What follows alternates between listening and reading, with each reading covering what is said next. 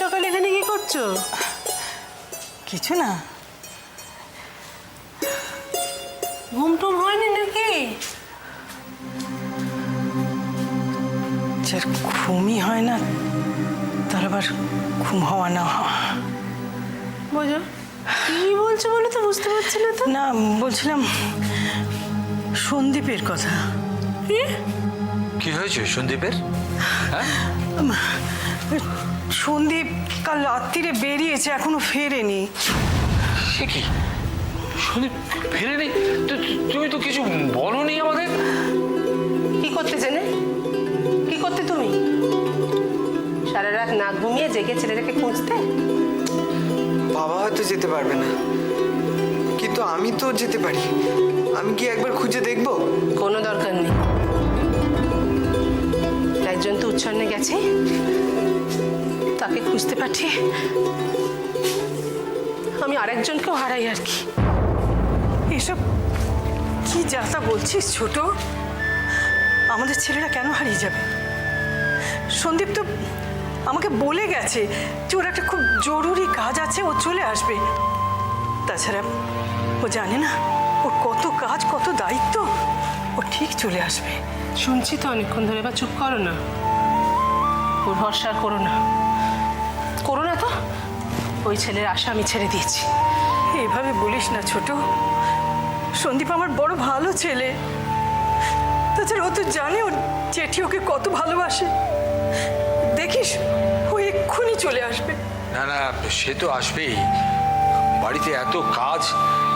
এই তো অপুর শ্বশুর বাড়িতে যেতে হবে অষ্টমঙ্গলা নেমন্তন্ন করতে। আমি তো ঠিক করে রেখেছিলাম ওকে সঙ্গে নিয়ে যাব। না না না, ওর ভরসা করতে হবে না।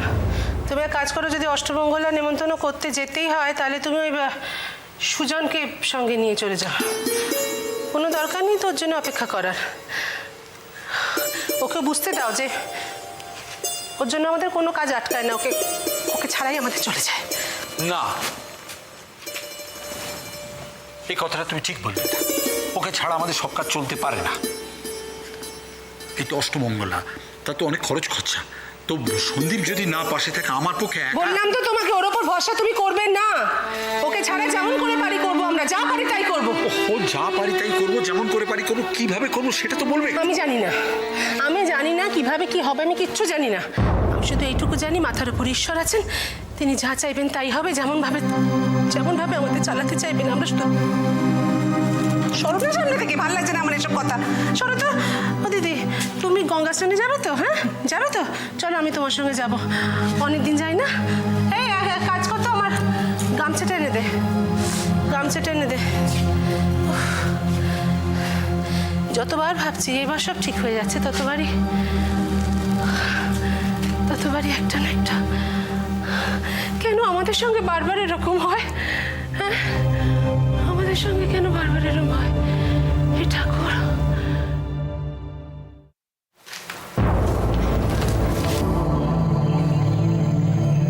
চিনিটা একটু কম দিস বাবা দয়া। পিঠামা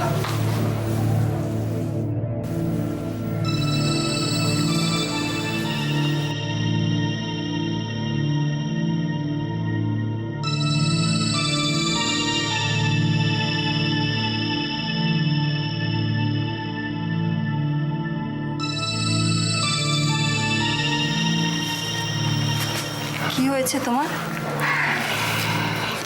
কিছু না তো। কিছু না? তাহলে এরকম অস্থিরভাবে পায়চারি করছো, বারবার করে ঘড়ি দেখছো? একজনের আসার কথা আছে, তার জন্যই ওয়েট করছি। দাদা, যার আসার কথা সে সময় হলেই আসবে। তুমি শুধু শুধু কেন টেনশন করছো? তাছাড়া কে আসবে তা তো বললে না।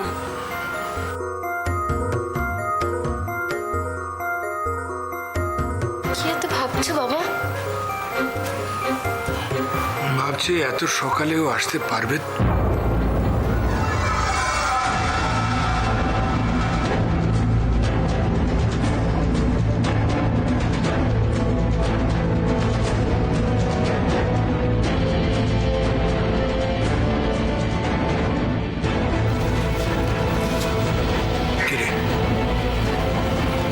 সারা রাত কোথায় ছিলি?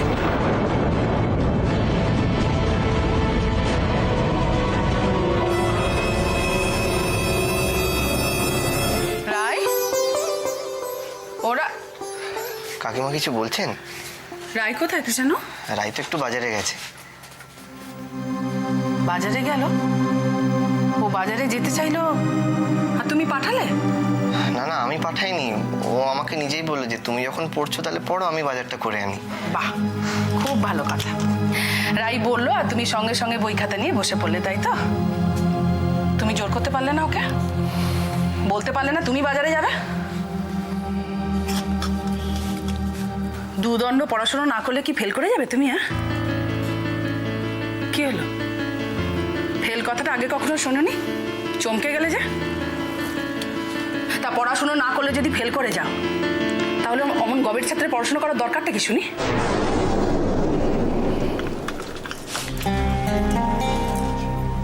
আমি জ্ঞান দিতে আসিনি কৃষাণু। আমার মনে হয় তুমি যে পুরুষ মানুষ সেটা বোঝানোর টাইম এবার হয়েছে। বুঝিয়ে দাও তুমি একটা পুরুষ মানুষ। চাকরি আর পড়াশুনো একসঙ্গে করা যায় না, এটা হয় নাকি? বিদ্যাসাগর করতেন না? সারা দিন ধরে কাজ করতেন, রাতের বেলায় লাইট পোস্টের নিচে পড়াশুনো করতেন না? ইচ্ছে করলেই করা যায়। ইচ্ছে করো, দেখবে তুমিও পারবে। একসঙ্গে দুটো কাজ করা যায়।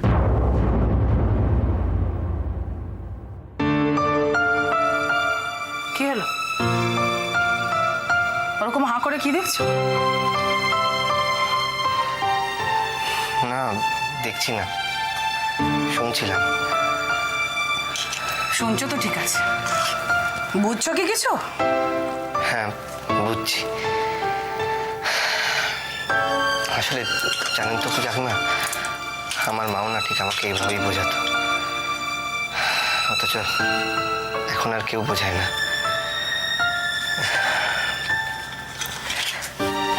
মা মারা যাওয়ার পর থেকে আমি মায়ের অভাব খুব বোধ করছিলাম, কিন্তু আজ মনে হয় সেই অভাব পূর্ণ হলো। কাকিমা, আমি আপনাকে কথা দিচ্ছি, আপনি আমাকে যা যা করতে বললেন আমি মন প্রাণ দিয়ে সেগুলো মানবার, সেগুলো করবার চেষ্টা করব। তোমরা স্বামী স্ত্রী দুটিতে কি ধাতু দিয়ে গড়া বলতে পারো? এত মুখ ঝামটা দিয়ে এত মুখ করি, তবু বোঝো না তোমরা। বলতে আসি এক আর বোঝো আর এক। যে মানুষটা সারাক্ষণ খিটখিট করে, তার চোখে কি করে জল এনে দিতে হয় সেটা দুজনে মিলে খুব ভালো জানো, তাই না?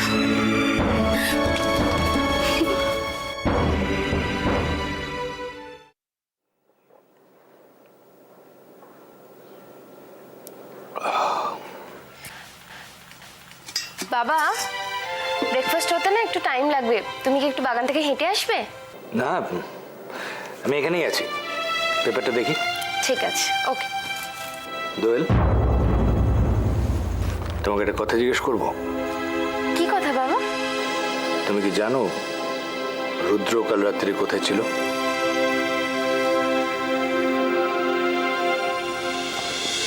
গুড মর্নিং মিস্টার অধিকারী।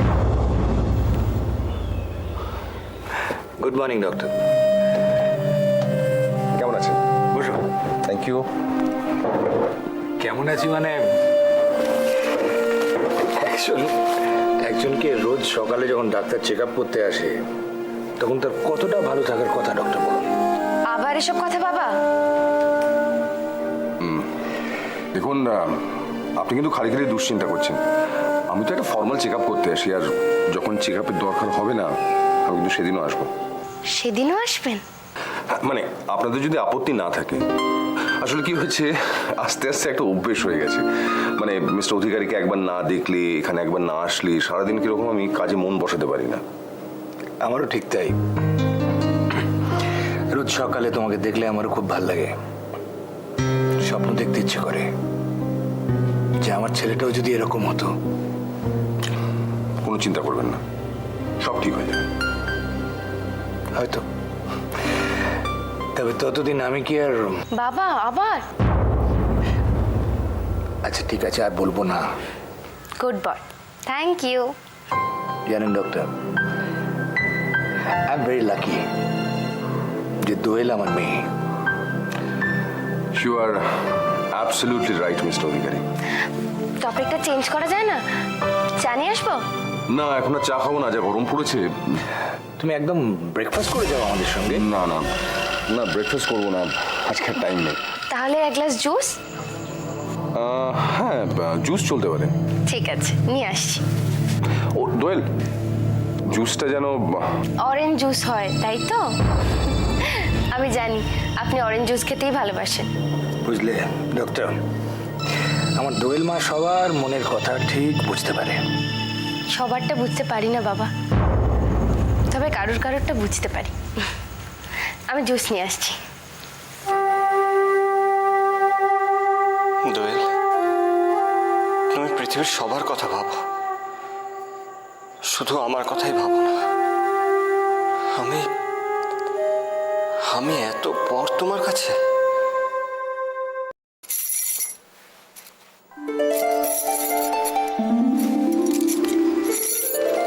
অপর্ণা আসছে মনে হচ্ছে।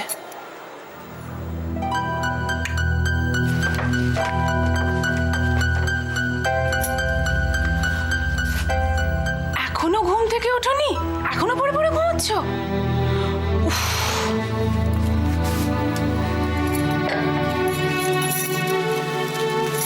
কি গো, উঠবে না আজকে? অফিস ছুটি বলে এইভাবে পড়ে পড়ে ঘুমোবে? তুমি জানো ব্রেকফাস্ট টেবিলে সবাই তোমার জন্য অপেক্ষা করছে। ওঠো না। নিতাই দা, ডিস্টার্ব করো না, শুতে দাও। তাই তা? আমার গলা শুনে নিতাই দা মনে হলো? আচ্ছা,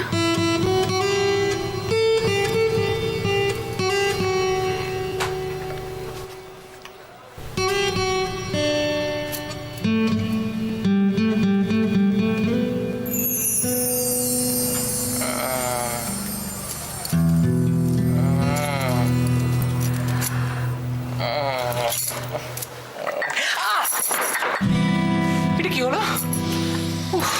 কি আবার হবে? ঘুম থেকে ওঠানো হলো। এইভাবে কেউ ঘুম থেকে ওঠায়?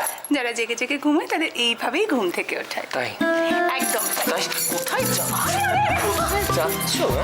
আমাকে এইভাবে ঘুম থেকে উঠে আমার আঙুল পুড়িয়ে ইয়ার্কি পেয়েছো না? কি করছো? মাসুল দিতে। শোনো, দরজা খোলা আছে, কেউ যদি এসে যায়। আমি জানি না দরজা খোলা আছে, কে আছে আমার জানার দরকার নেই।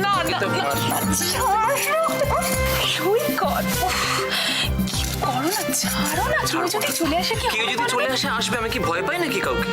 তুমি ভয় পাও না? না। বাবা, সকাল সকাল দেখছি বীর পুরুষের প্রচুর সাহস বেড়ে গেছে। সাহসী লোকেরা সবসময় সাহস দেখায়। তাই বুঝি? ছাড়ো না, ছাড়ো সৈকত। এবার না আমাকে খুঁজতে খুঁজতে বাড়ি শুদ্ধ সবাই ওপরে চলে আসবে। তখন তখন সবাইকে বলবো যে আমি আমার বউকে নিয়ে ব্যস্ত আছি। পরের অপর্ণা,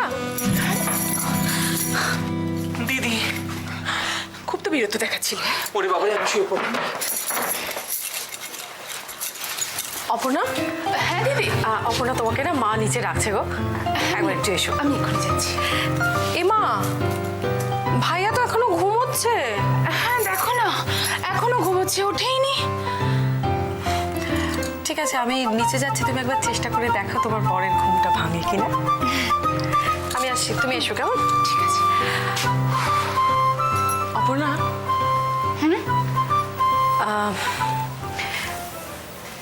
নিচে আসার আগে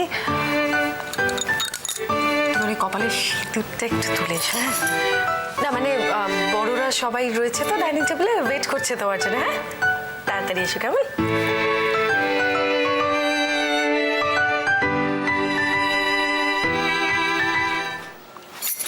তোমার জন্য না, তোমার জন্য এরকম। কি হয়েছে? কি হয়েছে? কি হয়েছে? দিদি সব বুঝে গেছে।